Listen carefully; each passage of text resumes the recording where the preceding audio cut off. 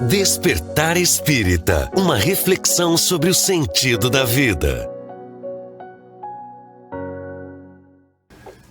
Está começando mais uma edição do Despertar Espírita, uma reflexão sobre o sentido da vida, que você acompanha aqui na TV Diário, também no YouTube, nas plataformas sociais, na companhia sempre do Jorge Brandão, da Márcia de For, do Diógenes Chaves e da sua companhia.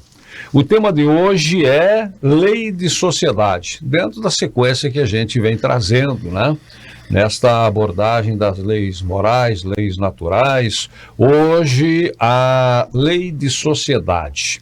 Também é um assunto que está, evidentemente, no Livro dos Espíritos. Aliás, se os colegas debatedores permitirem, eu gostaria de fazer uma referência ao programa especial que realizamos ao vivo lá no Lar de Joaquina. E por quê? Porque um colega meu, né, de trabalho me perguntou, disse que queria muito ter ido assistir o programa, não pôde, e aí procurou, né, na TV Diário e não achou. E aí eu disse para ele que ele pode encontrar no YouTube do Lar de Joaquina, porque por questões técnicas, o programa que nós fizemos ao vivo, foi gravado também lá no Lar de Joaquina, ele não foi reproduzido, não será reproduzido aqui na TV Diário, correto? Exatamente.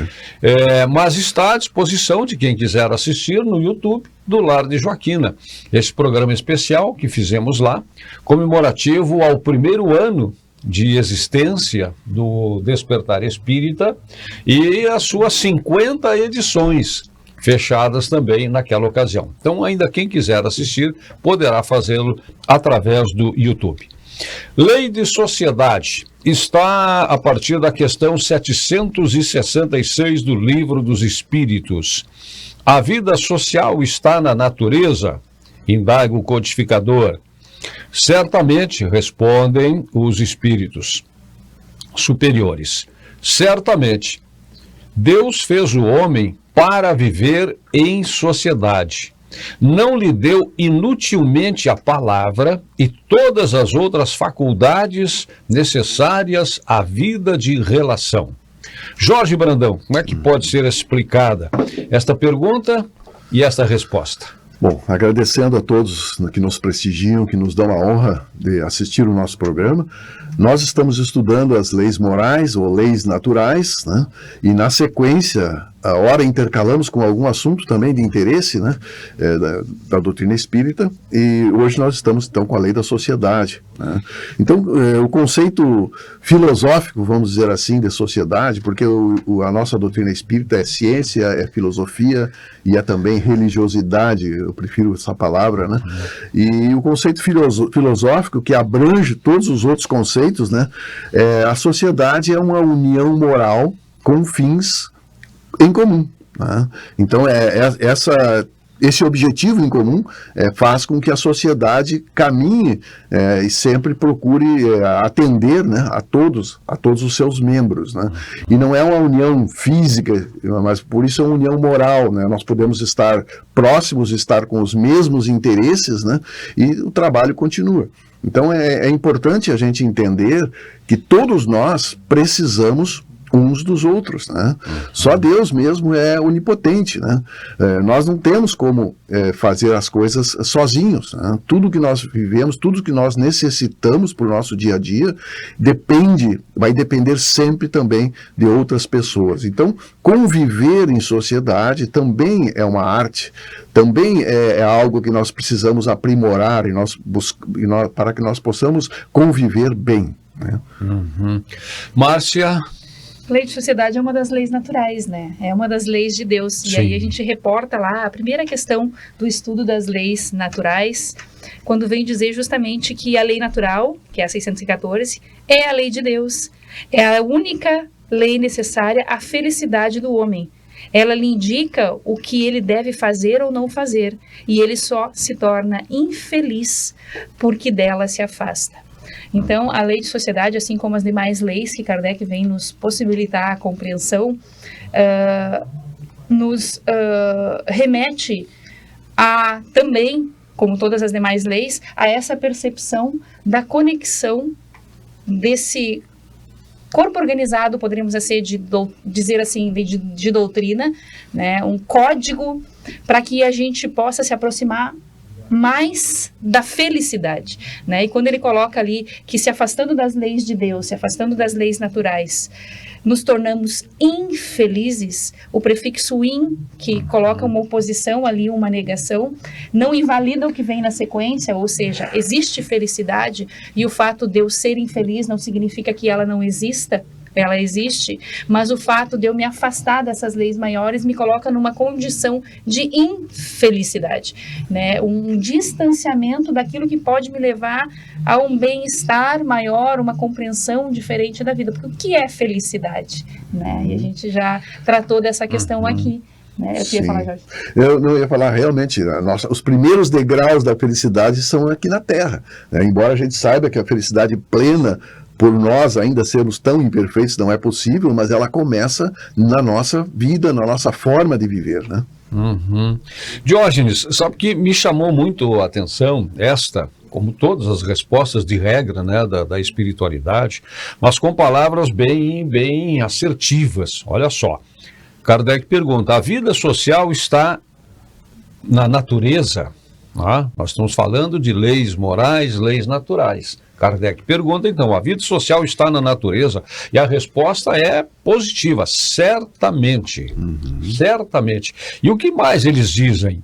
Deus fez o homem para viver em sociedade. Então, viver em sociedade é uma escolha que o próprio Criador já fez no processo da criação.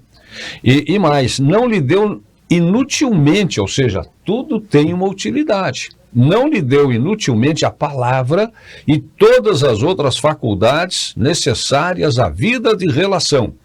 Então, Deus fez o homem para viver em sociedade e deu as condições necessárias para a vida de relação. O que lhe parece, Diógenes? Fica muito claro aqui, né, que, como diz Aristóteles, né, que o ser humano é um animal social. Então, não tem como a gente ver o progresso acontecer sem a relação com o outro. É impossível, porque deixa muito claro aqui na resposta, né? Deus não lhe deu inutilmente a palavra e todas as outras faculdades necessárias à vida de relação. Então, é só a gente ver na natureza do próprio ser que está ali, estampado. Olha, tu precisa interagir. Tu precisa fazer trocas. E quando a gente fala, por exemplo, de orgulho, tem que existir o outro, né? Quando eu passo a me sentir melhor que o outro. A vaidade, além de eu me sentir melhor que o outro, eu preciso mostrar para os outros. Que graça teria, né? Se não pudesse mostrar. O que adianta ter um carrão? É verdade. É só para o meu conforto ou é para mostrar que eu tenho também? O que seria da vaidade sem o outro, né? O egoísmo também, né? De jogar tudo para o meu centro, né? Sendo que tem os outros. Então, na relação com os outros, tudo isso é provocado na gente. E tudo isso vai ficando à mostra. Então, a gente só vai conseguir aprimorar, né, ou desenvolver as nossas virtudes e nos desligar do orgulho, da vaidade, do egoísmo, trabalhando isso em relação com o outro, desenvolvendo a empatia, desenvolvendo a compaixão. E se a gente parar para avaliar, tudo tem o outro. Não adianta a gente querer se isolar e querer evoluir de forma separada. Não tem como. A gente está conectado em tudo, né? Porque as relações sociais, elas estimulam os nossos sentimentos, as nossas emoções, elas nos cutucam, né, para a gente se modificar também, né? Para a gente se adaptar, né? E nos dá essa dimensão exata de até onde vai a nossa liberdade. Isso, né? Os limites, os né? limites, os nossos limites, né? As fronteiras que se estabelecem um com o outro. E, como sempre, quando Jesus fala, por exemplo, né, da caridade, a verdadeira caridade é a ausência do eu, é o outro. é o quanto eu olho para o outro e me dedico em relação ao outro. A verdadeira felicidade é ajudar o outro a buscar a sua felicidade. Então, tá sempre de dentro para fora, e por isso a importância dessa relação e da existência do outro. Senão a gente não consegue desenvolver essas virtudes, né? Não tem como chegar à plena felicidade de uma maneira isolada, não tem como.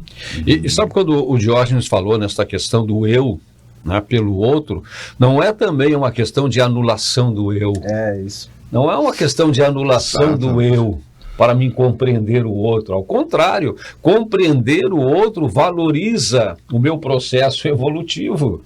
Tudo está conectado, termo que também a Márcio usou, nas conexões que nos levam à nossa evolução.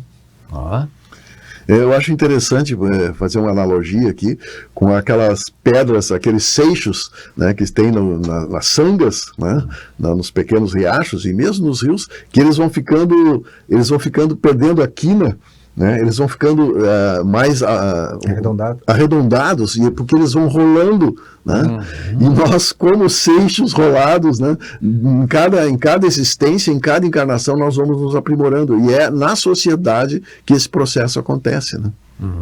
É o processo da pedra polida. E começa na família, né? O primeiro organismo que nos coloca já em condições depois de estabelecer relações mais, como o Diógenes fala, macro, né? O micro para o macro. Então, realmente é ali naquele reduto, e por isso o olhar e a espiritualidade chama muito atenção com relação ao cuidado familiar, né? Nesse processo, o olhar mais criterioso dos pais, de quem está ali em torno, né? Do educador, do cuidador, porque nem sempre é o pai. Hoje a gente tem modelos muito diferenciados de família, né? Não é mais a figura do pai e da mãe ali, né? Às vezes é um casal de uma modalidade diferente, às vezes é só a figura da avó cuidando, o neto que ficou, né? Às vezes é uma pessoa e um cão, numa convivência ali mais limitada, né, em termos de relações dentro de um mesmo ambiente. É um animal, mas é a família dele naquele momento ali, e ali se estabelece a boa relação, o cuidado com o animalzinho, né, a compreensão, aquela convivência, e isso se estabelece, a afetividade que se estabelece ali no macro posterior, né, na sociedade. Porque se os laços existem na sociedade, e eles existem, né, são laços que nos unem, nas famílias os laços são mais apertados, né? Os laços são mais próximos, né? Não, e tá na fragilidade da criança, né, a necessidade do outro. A criança nasce completamente frágil, ela precisa Sim. Totalmente. É incrível isso, né? Eu digo aqui, até como médico veterinário, né? Na natureza, um parto, por exemplo, de um animal, o animal já cai no chão, já sai caminhando, já sai correndo, né? E no homem são anos, né, que é de dependência, né? E essa dependência não é por acaso, não é à toa. Essa dependência que realmente vai fortalecer esses laços, né? Esses laços por toda a vida, né? E no animal ali, por enquanto, não há aquela necessidade de desenvolver a gratidão, né? Mas no ser humano, sim. Então, olha a importância de honrar pai e mãe, né? De reconhecer toda a ajuda. Porque, poxa, todos nós aqui nascemos frágeis e precisamos de alguém.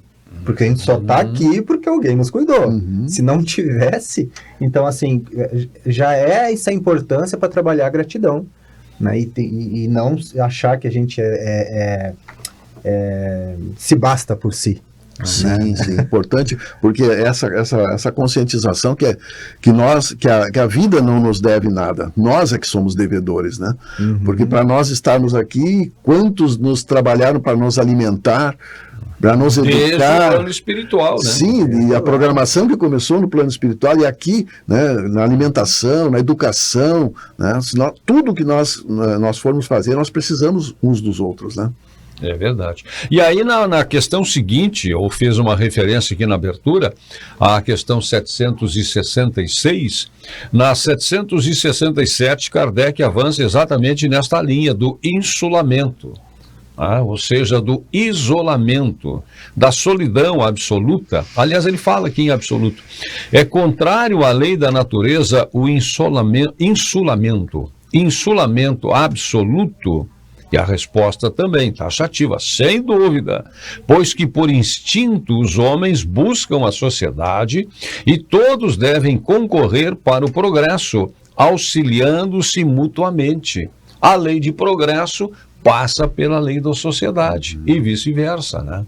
Nosso progresso, ele passa por esse processo todo, até porque é um aprendizado. Sim. Conviver em sociedade é um processo permanente de aprendizado, tá? De tolerância, de renúncia, muitas vezes, ao nosso egoísmo, à nossa vaidade, à nossa opinião, né, própria, pessoal, radical, definitiva. Não, né? Tudo isso a sociedade nos convida a permanentemente entender esse processo para participar e, em participando, crescer, evoluir coletivamente. E é importante a gente lembrar que todos nós, é claro, precisamos de momentos de solidão. Sem dúvida. Nós precisamos de recolhimento. Mas como Jorge citou Aristóteles, né, a sabedoria está no caminho do meio. Né? É feito de luz e sombra. Nós vamos precisar de momentos que a gente se recolhe, isso faz parte, que a gente vai fazer reflexões, né? E agora, a convivência é indispensável, né? Jesus fazia muito isso. Jesus fazia muito isso. Quando havia um certo tumulto, um conflito, ele saía para pensar, para refletir, para orar.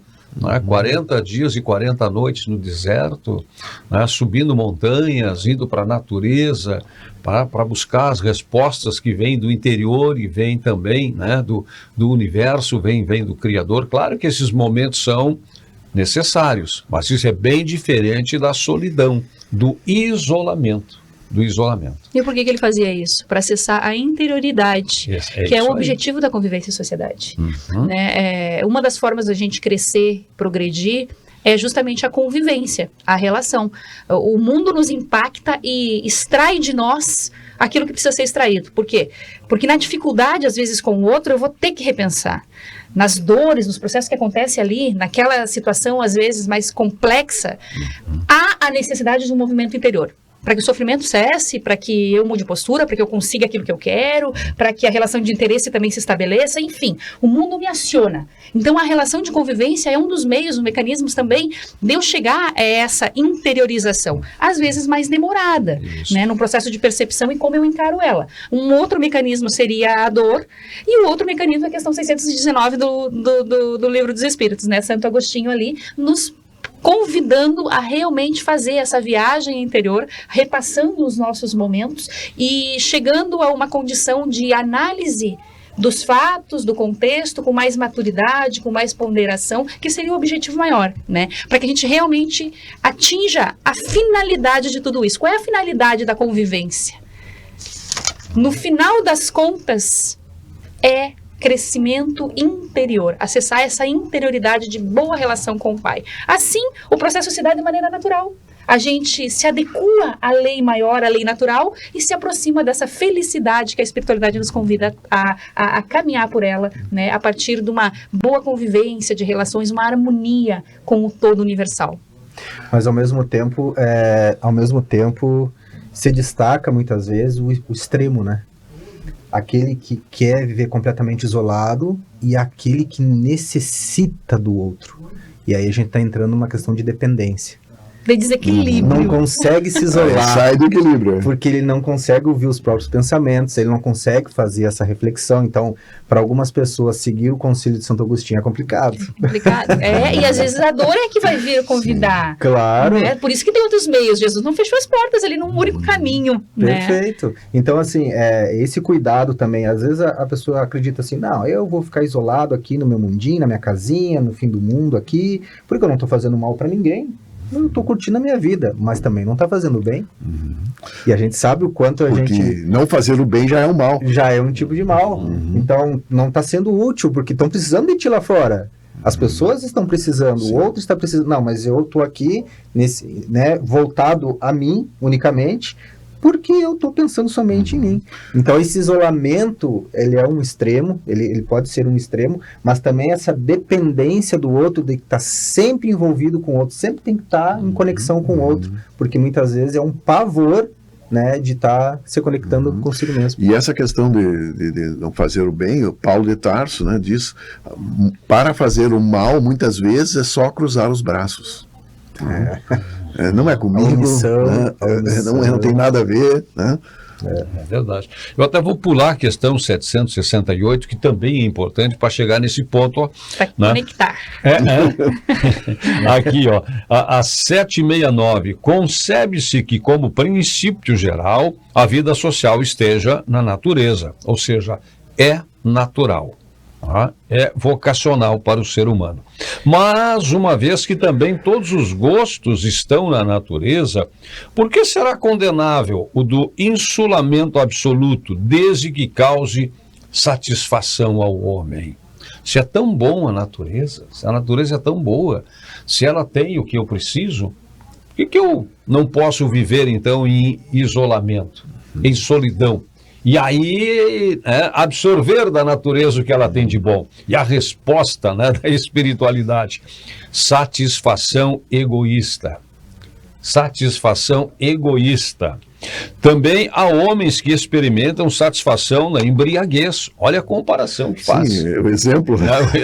O exemplo. Né? Merece-te isto aprovação?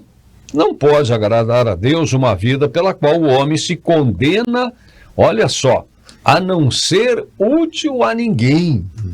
Então nem a ele, né? A ninguém, nem a ele. Nem a ele. Por isso, esta satisfação egoísta, esta ilusão, em última análise, uma ilusão.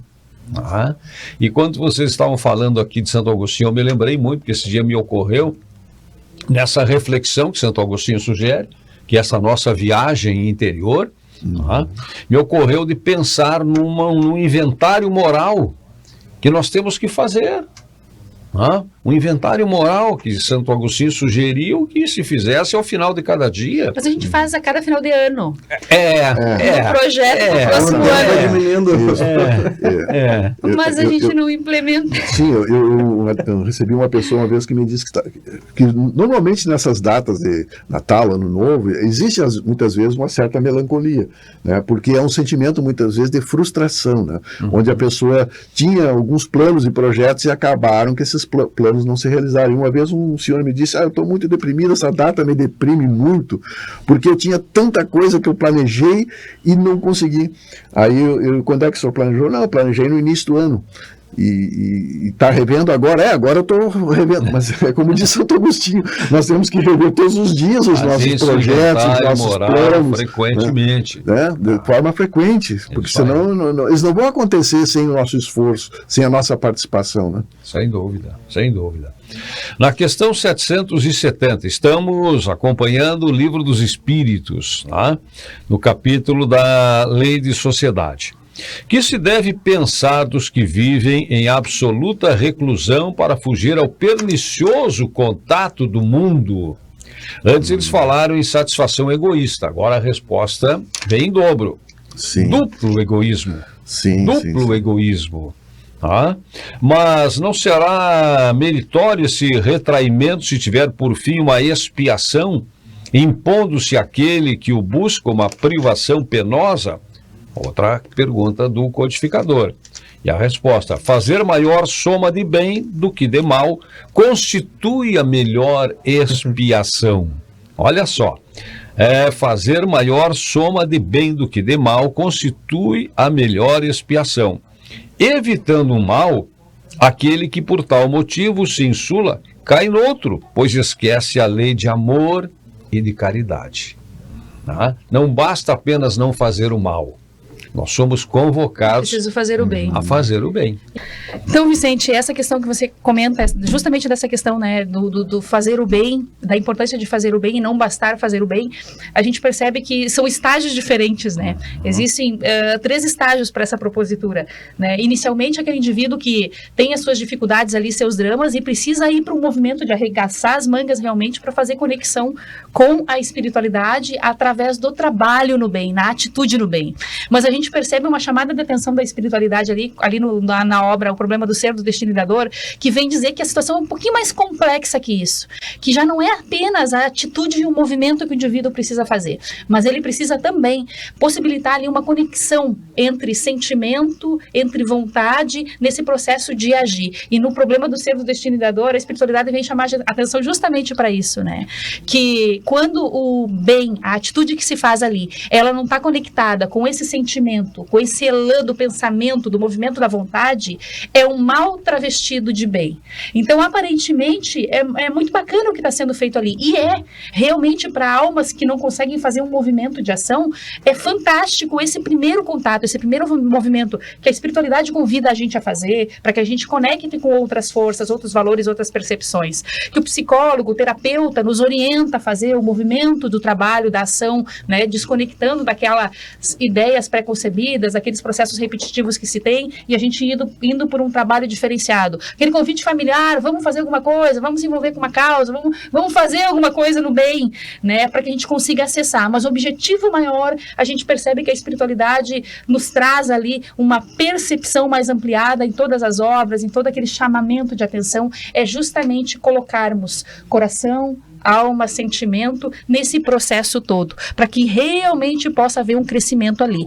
Como vamos fazer isso não importa, não interessa. Cada um busque a forma que tenha para fazer. Existem muitas religiões, muitas filosofias de vida, muitas propostas de trabalho que possamos buscar. Às vezes eu ouço das pessoas, mas eu não gosto lá da casa espírita, aquele processo mais organizadinho, tem horário para começar, para terminar, né? Mas eu gosto de movimento, eu gosto de ritmo, eu gosto de música. Procure umbanda, procure batuque, procure aquilo que for, desde que seja direcionado para o bem e aquilo me conecte com a espiritualidade, é isso que importa. Que possamos nós buscar causas nobres que possam nos sintonizar nesse processo de caminhada evolutiva da melhor forma possível.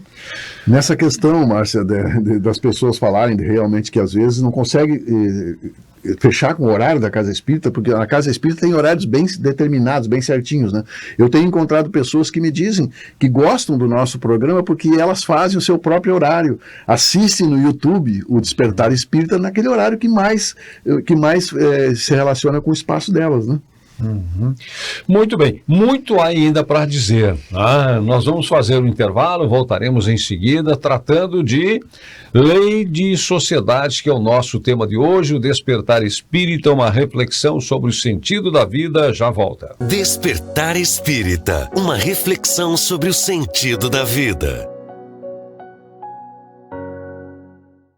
Pra você que quer viver em paz, família sorrindo, amigos contigo, isso é Causo Mais. Na Causo Mais, nós sabemos que a consulta com um médico especialista não pode esperar, que o plantão 24 horas adulto e pediátrico é fundamental, que os descontos em exames, atendimento odontológico, além de todos os benefícios que nosso cartão oferece, garantem saúde e tranquilidade pra você e sua família em todos os momentos. É Causo Mais. Onde tem Unimed, tem presença que transforma. Lazer em futuro.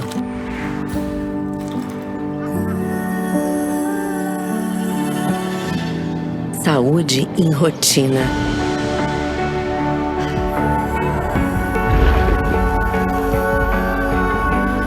Medicina humanizada em arte. Onde tem Unimed, tem presença que transforma. A Restore Car Service tem a melhor equipe dedicados à manutenção estética do seu carro, usando tecnologias modernas e técnicas avançadas nos processos de polimento e espelhamento com proteção cerâmica Nano Protect, funelaria e pintura, higienização e mecânica preventiva. Visite nossa empresa na Duque de Caxias 1920 ou pelo 99966 9094. Restore Car Service, seu carro novo de novo. Há 30 anos, a Della Páscoa Engenharia segue sua trajetória com a missão de oferecer serviços de excelência aos seus clientes, apresentando soluções que possam melhorar a qualidade de vida das pessoas, encurtando distâncias e contribuindo para o desenvolvimento social e econômico de nossa região, através da infraestrutura, tecnologia e sustentabilidade. Della Páscoa Engenharia, há 30 anos transformando a cidade e região. Na Unicred, você encontra soluções financeiras para todos os momentos da sua vida. E tudo com atendimento personalizado para você fazer as melhores escolhas. Afinal, na Unicred, o cooperado é o verdadeiro dono do negócio e participa dos resultados. Conte com linhas de crédito, seguros, previdência, investimentos e muito mais. Além, é claro, do Unicred Visa, um cartão aceito no mundo todo. Quando você escolhe a Unicred, escolhe cooperar para um futuro mais próspero. Escolha diferente. Seja um cooperado Unicred. Seja bem-vindo à UBRA Santa Maria, um lugar onde suas aspirações ganham vida. Aqui, acreditamos que a educação deve se adaptar a todos e, através de cursos presenciais noturnos, ensino híbrido e à distância, oferecemos a flexibilidade necessária para você conquistar os seus sonhos. Nossos professores são apaixonados pelo que fazem e estão prontos para trilhar junto contigo a sua jornada até o mercado de trabalho. Faça parte de um ambiente que valoriza cada passo da sua trajetória e impulsiona o seu crescimento. Venha fazer parte dessa história. Inscreva-se agora e descubra como transformar o seu futuro.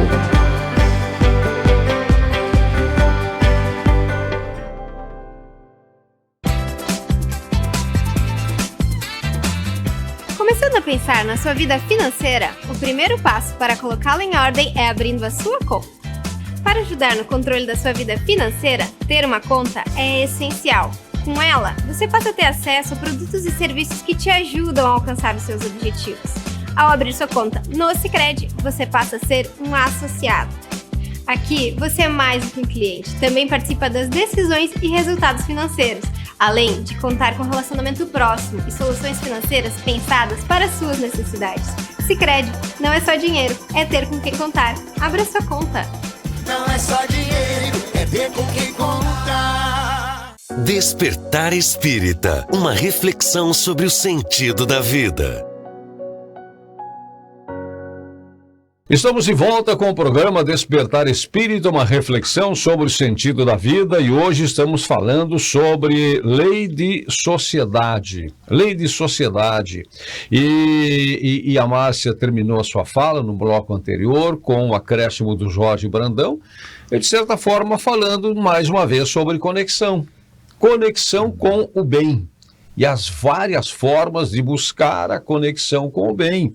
E também as armadilhas que às vezes, né, são encontradas no pretexto de buscar o bem, né, ou de não fazer o mal, acaba-se não alcançando aquilo que não é imposto, tá, mas é trazido como nosso dever para conosco, para a nossa convivência em sociedade. E eu quero recomeçar com Diógenes a partir da questão ainda 771. Que pensar dos que fogem do mundo para se dedicarem a socorrer os desgraçados? Eles se elevam rebaixando-se.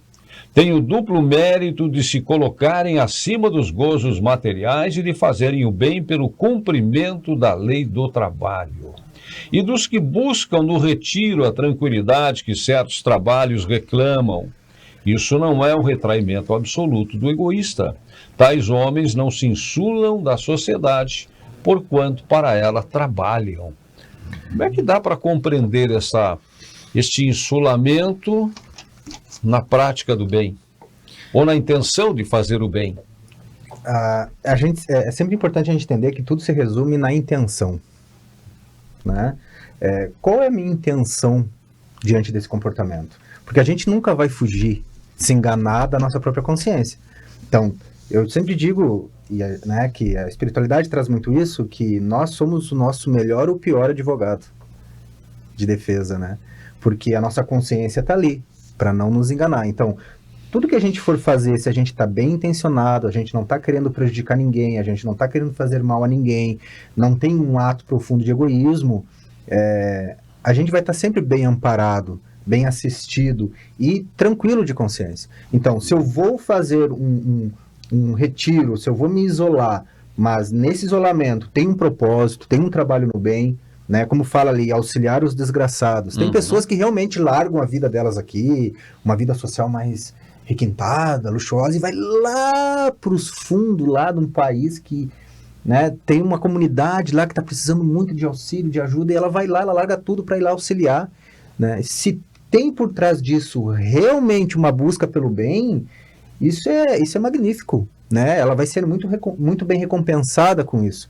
Mas se ela faz isso muitas vezes com a ideia de realmente, como fala na outra questão aqui, que é buscar A gente falou isso numa outra sessão aqui, que as pessoas às vezes buscam o sofrimento para se purificar, como se se eu sofrer eu vou estar pagando meus pecados. Ou uma fuga de si. Uma fuga de si. Não, o sofrimento, ele buscado por intenção, é fazer o mal a si mesmo. Né? O sofrimento que a gente fala que ele vai nos melhorar, e essa é a intenção, é aquele que surge, muitas vezes inesperadamente, e a gente precisa compreender ele. Né, fazer o melhor que a gente pode diante daquela situação, não se revoltar, enfim, mas sempre está por trás as boas intenções. Se eu estou bem intencionado, né, é ali que está o meu caminho. Né? Sim. Se autoflagelamento fosse significado de pureza, os faquires seriam anjos, né? E os espíritos dão uma resposta nessa questão muito interessante, né? Se tu quer sofrer, abre mão do supérfluo. É verdade. Boa!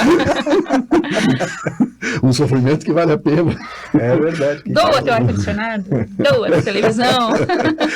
Olha, eu queria fazer um convite aqui para nós voltarmos, Vicente, à questão 766. Vamos lá. Por quê? Quando diz que a vida social é natural, né? Deus fez o homem para viver em sociedade. Deus não deu inutilmente ao homem a palavra e todas as outras faculdades necessárias à vida de relação. Isso nos faz refletir que a importância do uso da palavra, assim como dos nossos outros sentidos. Será que nós estamos usando bem a nossa visão? Será que nós estamos olhando com bons olhos? Né? Será que nós estamos usando bem a nossa audição?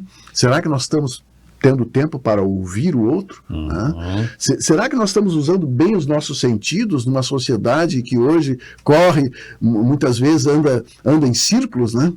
Eu lembro de uma filósofa que ela contou que ela estava assistindo um filme, do filme antigo, e viu os índios andando em círculos, e a mãe dela disse assim: olha, esses índios aí não sabem o que estão fazendo, ficam andando em círculo e repetindo todos os gestos.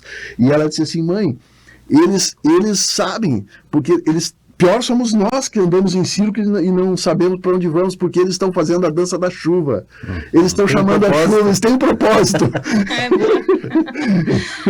Então, realmente, como que nós estamos usando? Acho que a gente precisa fazer uma reflexão. Será que nós estamos usando bem os nossos sentidos? Né? Pois é. O Espírito Lázaro, no Evangelho segundo o Espiritismo, capítulo 11, diz, entre outras coisas, que a palavra humana é fruto da longa evolução que ensejou a estruturação da mente e a expressão das ideias, como manifestação da alma, sendo a voz do pensamento. A palavra é a voz do pensamento. A palavra traduz conhecimentos e sentimentos, convertendo vibrações mentais que alcançam entendimentos e sensibilidades, exercendo influências e despertando vontades. Nos dias atuais, impressionam os avanços da tecnologia, possibilitando-nos recursos de comunicação que potencializam a extraordinária força da palavra. E resume tudo numa palavra de Jesus, que fez estremecerem os povos, e os mártires ébrios de esperança desceram ao circo. Qual é a palavra? Amor. Amor. E Jesus também falou, né, que a boca fala do que o coração está repleto. O coração está repleto. Nossas palavras traduzem, né, os nossos sentimentos também, né? Sim. Por isso diz que palavra tem energia. Palavra é uma arma que pode alcançar resultados extraordinários, inimagináveis. Mais afiada do que a faca de melhor aço. Mais forte do que qualquer força que possa existir na própria natureza. Então, realmente, a palavra, ela tem uma força extraordinária. É a expressão dos nossos sentimentos, é a expressão da nossa intimidade, é a expressão do que nós somos, em última análise. E a palavra pode ser usada com vários objetivos, né? Tanto para o bem como para o mal, né? Para confortar, né? Para aliviar dores, assim como muitas vezes ela é usada para até uma forma de brincadeira, para alfinetar, né? Ironicamente, né? Então, assim, a palavra tem um poder enorme, né? Nós usarmos bem a palavra, nós nos comunicarmos com clareza é muito importante. Eu vejo até pelas questões da família e das próprias empresas, né? Que eu entendi, as pessoas falam, mas tu falou, mas eu não entendi isso, né? Então, há uma falha, muitas vezes, da nossa parte de não sermos claros, né? Quando nós falamos, né?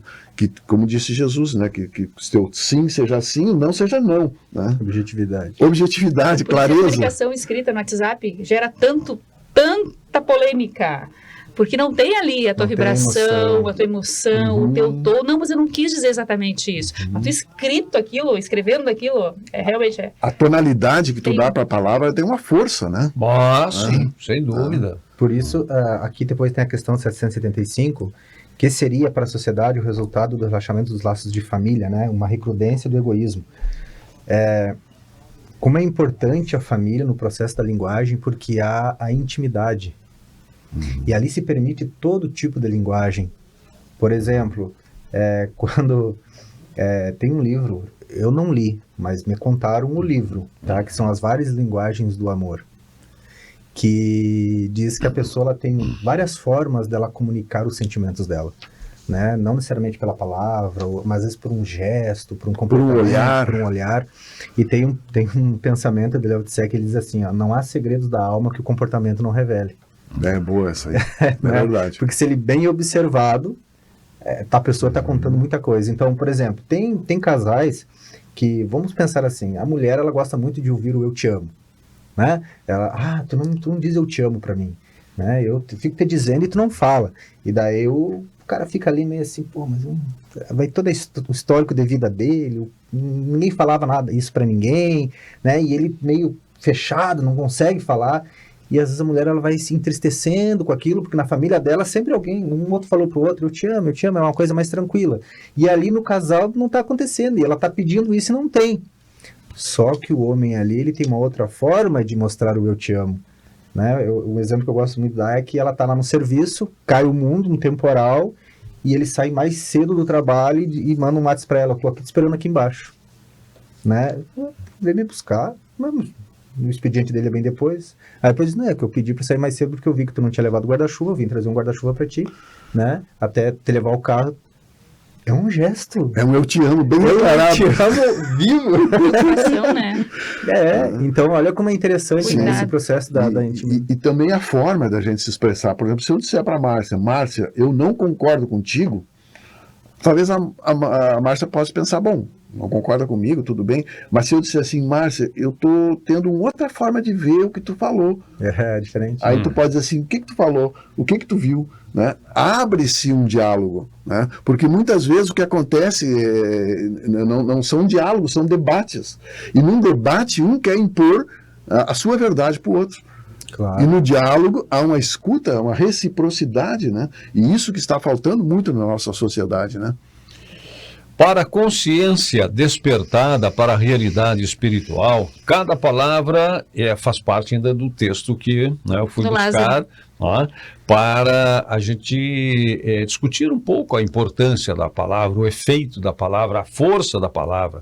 Para a consciência despertada para a realidade espiritual, cada palavra traduz o progresso realizado ou revela as carências da alma quanto à educação das suas potencialidades. Quer dizer, em qualquer circunstância, a palavra sempre será reveladora, inclusive do nosso estágio evolutivo, do nosso progresso ou do nosso retrocesso. Ao pronunciarmos a próxima palavra, estaremos assumindo a responsabilidade de poderosa conquista e de lançar em nossos destinos os reflexos de nossas almas aprendizes que se educam através da vida e a se expressar com amor. Esse texto está no jornal Palavras de Luz, número 33, edição de julho. E nessa questão do diálogo, é muito importante a gente fazer uma reflexão, porque ninguém sabe tanto que não tenha a aprender com alguém, com outro, né? E ninguém sabe tão pouco que não tenha algo a ensinar. né? Por isso a importância do diálogo, né? Por isso a importância da escuta, né? Eu aprendi muito com o CVV, né? O Centro de Valorização da Vida, a importância da escuta, né? E hoje um dos nossos fundadores sempre falava, né, que nós vivemos numa sociedade de surdos, né? Onde as pessoas não têm tempo para ouvir o outro, né? Então esse nosso sentido da escuta também precisa ser exercitado, né? Isso acontece muito na psicoterapia. Na primeira sessão, a pessoa volta com a metade do peso para casa. Só porque falou. Só porque falou. Não fala nada, só escuta. Exatamente. Essa observação é importantíssima, né? A importância realmente da fala, da palavra, do direcionamento adequado. Porque dependendo de como a gente fale, a gente pode soterrar alguém ou soerguer alguém. Dependendo de como a gente empregue o objetivo, a intenção, que o Diógenes trouxe aqui, que é o fundamento de todo o processo daquilo que a gente faz, né? Qual é a minha intenção nesse processo? Quando ela está ali leivada de vaidades, de orgulho, de interesses escusos, interesses pessoais, eu posso ter uma grande retórica, um grande poder argumentativo, um magnetismo muito forte, mas eu direciono inadequadamente aquele instrumento que eu tenho nas mãos, que é uma arma. Como é que grandes homens na humanidade, grandes nomes conseguiram levar uma grande população ao decesso, ao equívoco, ao desequilíbrio total, né? Soldados que marcharam ao crime, inconscientemente do que estavam fazendo, obedecendo ordens, sem se dar conta dos processos de dor que estavam criando para si. Muitos deles, e a gente tem relatos históricos disso, né? Depois de relatos espirituais, indivíduos que se envolveram em contextos que não tinham aquela vibração maldosa, mas se deixaram levar por mentes astutas, que realmente manipularam, arquitetaram e causaram grandes estragos na humanidade. O quanto é importante realmente o bom uso desse magnetismo que se tem, que é algo que se adquire, que se trabalha, que se aprende ao longo dos nossos processos evolutivos, mas que deve ser sempre direcionado para o bem, em conexão, o uso de todos os instrumentos divinos, né? Como o Jorge trouxe, a fala, a visão, né? A audição, a escuta adequada, conectado com os bons sentimentos, conectado com as leis naturais, certamente, né? É esse o objetivo. Alguma observação nessa questão também dos grandes líderes, né? Porque os grandes líderes, eles não escolhem quem vai seguir. Os seguidores que escolhem seus líderes, né? Então existe uma certa cumplicidade aí do que algo que bate com o que eu tenho aqui dentro. Claro, né? Aciona esses mecanismos. De encarnado para encarnado. Por isso, né? Refletir sobre a palavra também é refletir sobre lei de sociedade. Porque é o que estabelece esta ligação, esta conexão, é o liame, né, entre muitas vezes o que nós pensamos e o que nós queremos fazer, o que nós conseguimos alcançar de prática para o nosso crescimento e para ajudar principalmente o crescimento de quem nos acompanha nesta jornada, nesta caminhada. Então a palavra tem tudo a ver com esse processo de evolução do ser humano enquanto ser social. E eu lembro aqui agora de Cora Coralina, né? Que tem um ditado, me corrija se estiver errado, porque eu não tenho ele aqui anotado, né? A importância de aprender ensinando e ensinar aprendendo, né? Colocando em prática, né? Aquilo que a gente vai aprendendo e conseguir fazer isso, né? E eu lembro também, para finalizar a minha fala porque nós estamos com o tempo esgotado, né? Da música do Almir Sater, que diz: pela longa estrada eu vou, estrada eu sou. Ou seja, quando eu vou pela estrada, eu estou aprendendo, e quando eu sou estrada, eu estou ensinando, né? Então essa nossa caminhada em sociedade é muito importante, né? Para que a gente seja solidário, porque essa é a liga que nos une, a solidariedade. Muito bem. Márcia? Estava lembrando do Evangelho, o homem de bem. Veio em mente. Qual é o objetivo do ser humano encarnado na Terra, né? Se tornar um homem de bem. Aí se a gente vai lá no Evangelho, a espiritualidade relatando ali o que é o verdadeiro homem de bem, realmente a gente desanima, né?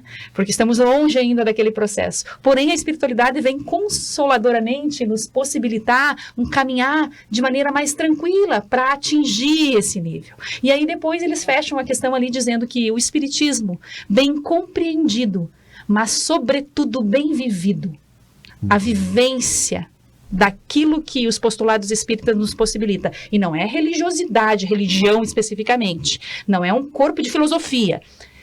O que o espiritismo nos convida? Amor, acima de tudo, ao próximo, respeito, tolerância, compreensão, vivência de conexão com a espiritualidade maior, com Deus. É esse o convite da espiritualidade através do espiritismo. Então, o espiritismo bem vivido nos leva à condição de um homem de bem, nos possibilita aproximar desse processo que a gente almeja chegar um dia. Já que estamos falando em palavra, a palavra é sua, Diógenes.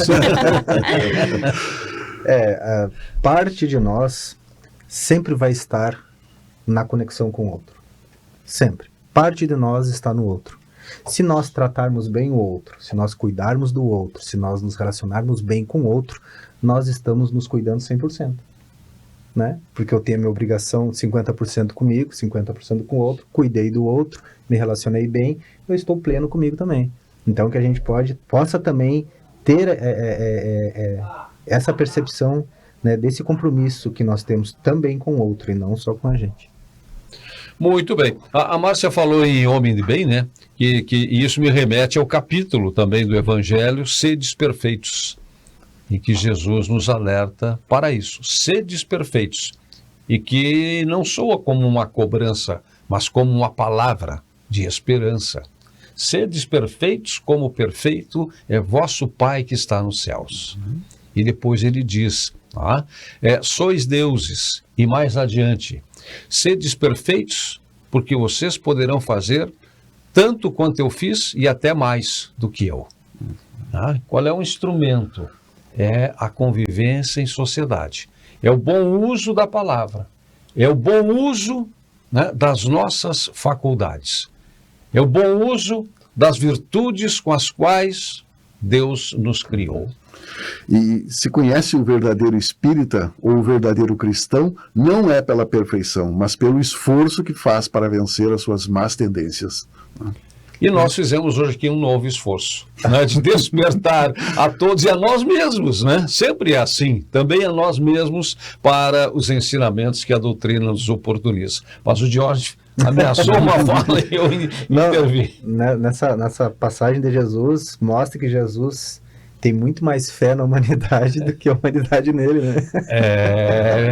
Boa reflexão, reflexão. Ele acredita realmente em nós. Porque nenhuma das suas ovelhas se perderá, né? Ele que disse, né? Ele enxerga longe. Ele enxerga longe. Ele vê o nosso fim. E o nosso fim é o progresso. O nosso fim é o progresso. E só quando isso acontecer, a sua missão estará verdadeiramente cumprida. Porque ele também veio para cá com uma missão. Estamos encerrando o nosso Despertar Espírita, agradecendo muito a sua companhia, aqui na companhia do Jorge Brandão, da Márcia de Fodo, Diógenes Chaves e da sua companhia aqui na TV Diário e também oportunidades que você possa nos ver, possa nos rever no YouTube e nas plataformas sociais. Despertar Espírita, uma reflexão sobre o sentido da vida, termina aqui, mas a vida continua. Nesta e em outras dimensões. Até o nosso próximo encontro. Despertar Espírita, uma reflexão sobre o sentido da vida.